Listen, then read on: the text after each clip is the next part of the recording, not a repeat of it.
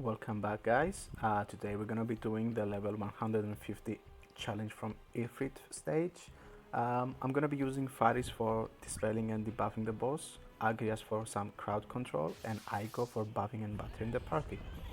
Now, unfortunately, Faris has to use her cannon fire twice before he starts dispelling any buffs on the boss, which will slow me down a bit, but hopefully it will work out in the end.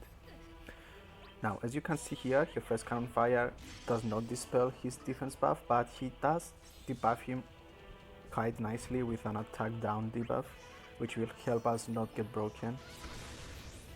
I'm gonna buff the party with Eiko, and then I'm gonna use my Night Sprite to get the buff going. And thanks to the attack down debuff, I'm pretty sure I will be safe from him breaking my Faris.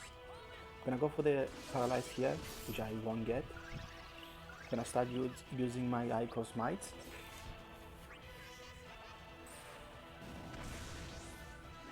And here, as you can see, he deals a lot less damage than what he was supposed to do if he wasn't debuffed.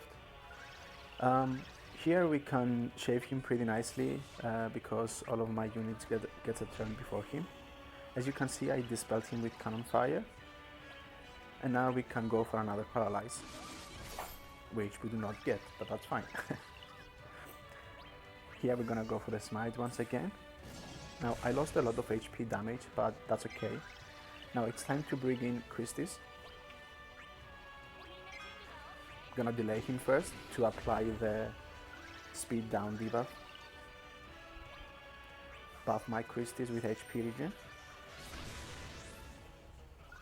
Now I'm going to use the EX here just to have it getting charged up again really quickly, because the sooner you use it, the sooner it's gonna be up for the next time. And it also makes it safe for my Quistis to use her EX, since the boss will skip his turn.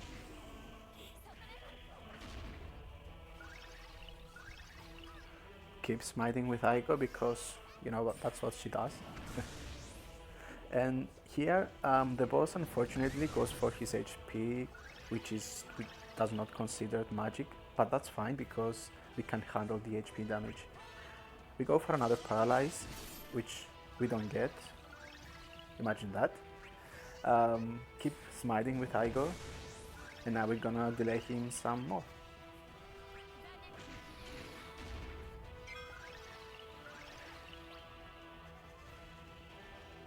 Here, I'm thinking of going for Night Sprite because my Agrias gets another turn before the boss has his turn. And I'm gonna use HP plus with Eiko just to save some of her abilities because the fight is far from over. Here I'm gonna use the Generator Whip.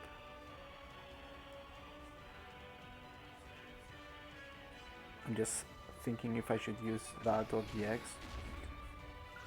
And I thought it's easier to use the Generator Whip because I'm gonna have more choices as the fight goes on. Now I'm still using HP plus from Eiko just to reserve some more of her skills, and now hopefully I will get the HP conditional, which we do get, and that's our Quistis used to the maximum of her potential before she goes away. Now, thankfully, Agrias EX is back up. We have a free boss turn once again. Gonna keep smiting the boss. As you can see, he's already at half HP. I'm gonna use Water War because, to my surprise, I hadn't used any before Faris went away. Now, this is a little unfortunate because I was actually waiting for an AoE magic attack, not the rush. So I decided to battery everyone with Brave Plus from Agrias just to avoid another break. So now I just have to shave all of that Brave from him. The knock up there wasn't random at all because every boss has a certain amount of chase HP. And now I can keep dealing damage to him once again. Here I'm gonna go for the Brave Plus to save some of my abilities.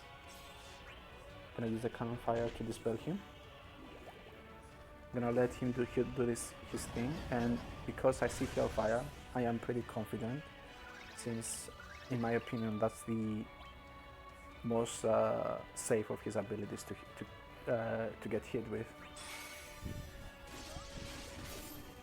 Now here I do get the Paralyze, so I'm gonna decide to postpone the summon after his Paralyzed turn passes.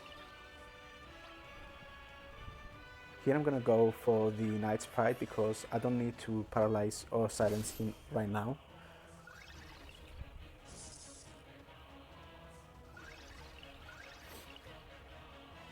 As you can see, because my Faris is not the fastest of characters, whenever her turn comes up, she's almost at full Brave.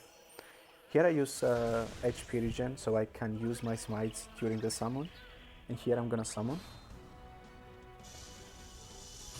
It's pretty safe to use my X here because it will most likely cap at 51k. Yep, almost. And I'm gonna use the Cannon Fire to dispel him and build up some Brave for Faris. And now we just keep smiting him. At this point, this is a pretty straightforward fight. He is crowd control, we are in the summon and he cannot do anything about it. As you can see, Faris is at full Brave again. She doesn't need to use her Water Whirl, which I'm going to use because, you know, it's more flashy.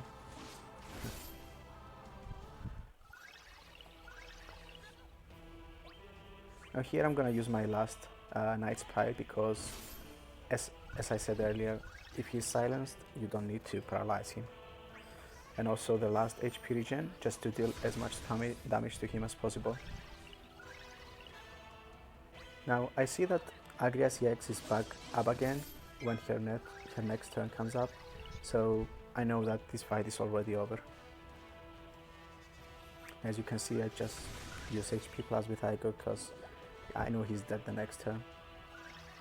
I'm gonna use my Water Ball here, and if this doesn't kill him, I'm gonna use my EX, which is a surefire kill. Look at Agrias being useful 2 months after her release, even though people said skip her, she's not good, she's not game breaking.